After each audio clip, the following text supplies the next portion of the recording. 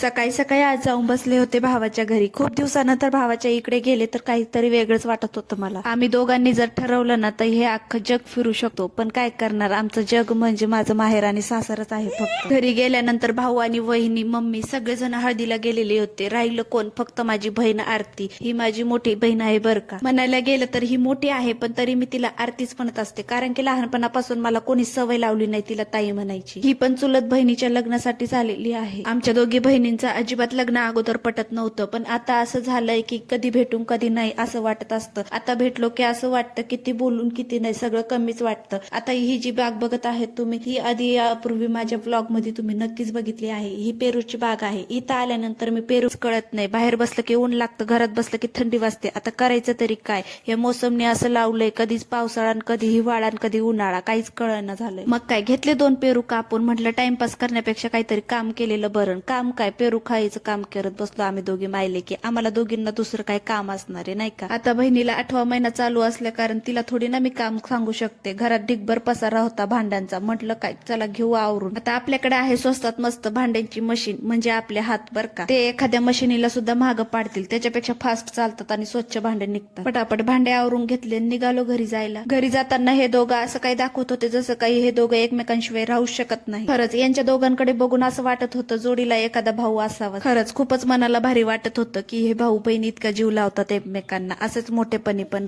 असंच देवाकडे प्रार्थना. नंतर घरी येऊनच आराम भेटला मला बाबा.